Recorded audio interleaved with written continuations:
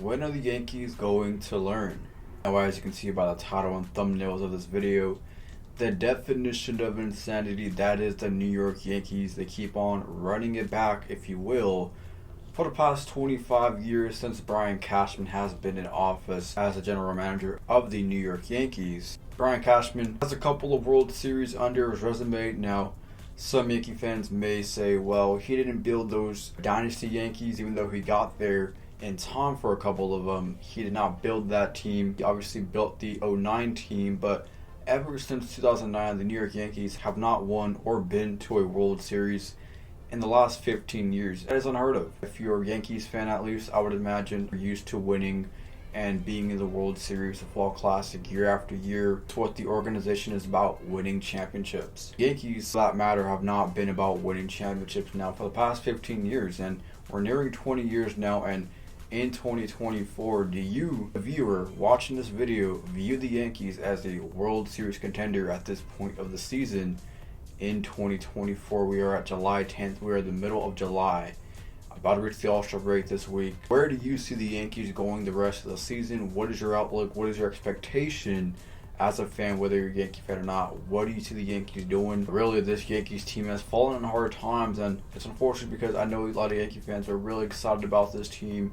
They start off really good again, as they usually always do, have a great April and May, and then the summer comes around, and I don't know what happens to New York in the summertime, but apparently the Yankees fall off a cliff when summer does come around, because it's happened now for numerous years, under Aaron Boone especially, where the Yankees start off so good, we're all so high on them, and June, July come and they fall off a cliff into the second half of the season. They're out in the LDS or the LCS, and once again fail to reach a World Series. For this particular season in 2024, you can blame a lot of things. It's been a weird one for the Yankees, if you will. Garrett Cole, their ace. The Yankees were without Garrett Cole for a large majority of the season. He just came back a few weeks ago.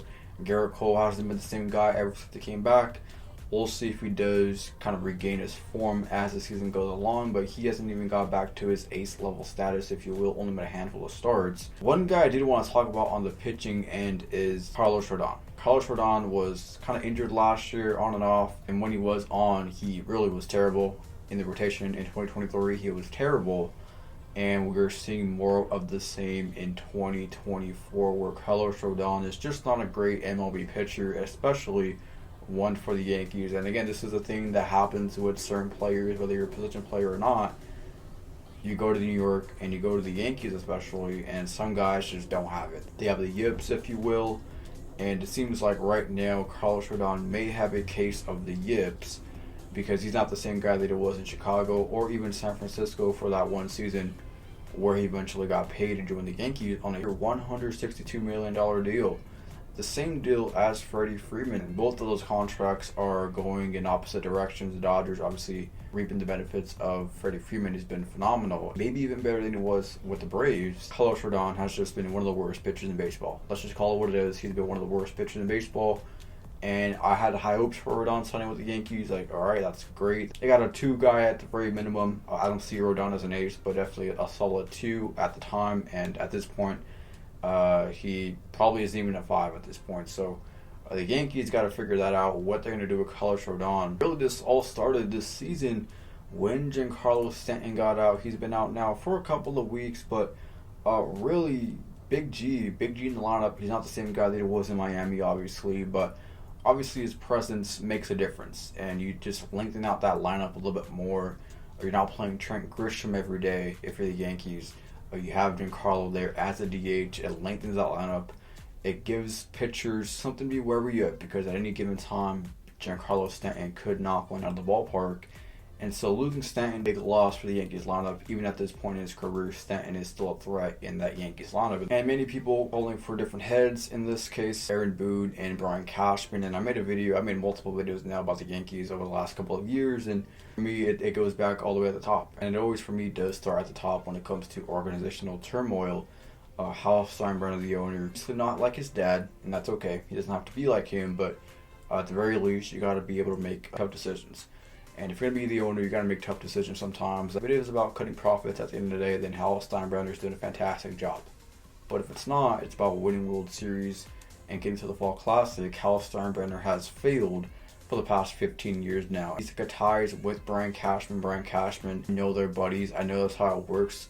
Most of the time when it comes to these sports organizations, when everyone's buddies, everybody wants to fire their buddy.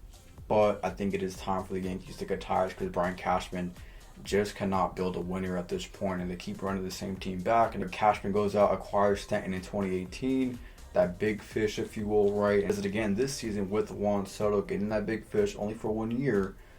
But again, you see that same sort of pattern. You have guys in the lineup like DJ LeMahieu, who is way over the hill. Anthony Rizzo, way over the hill.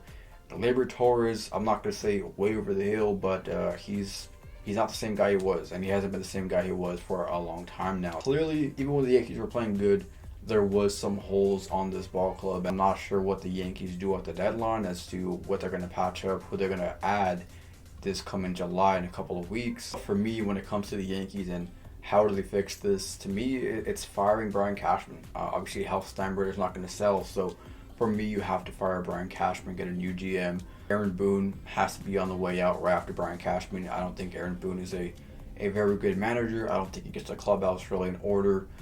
Joe Girardi, I see a lot of differing opinions about Joe Girardi when he was manager of the Yankees, and honestly, personally, I did like Joe Girardi.